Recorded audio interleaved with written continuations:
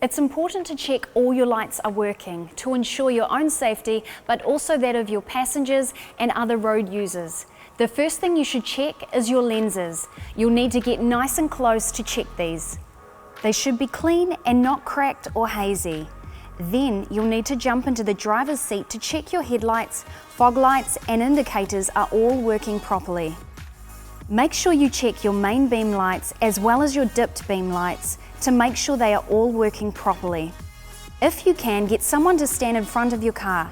This will make it easier to check whether your lights are working. If you can't get someone to give you a hand, the other option is to park your car in front of a reflective surface, such as a mirror or metal wall. This way you will be able to see which lights are working. To check your rear lights are working, reverse close to a wall. This way you can use your rear view mirror to judge whether your lights are working or not.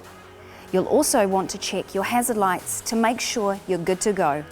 Remember, if you're planning on modifying your lights or adding additional lamps, it's best to check with your local MTA workshop to ensure your changes are legal. It is against the law to use cosmetic lamps in a way that could confuse or distract other road users.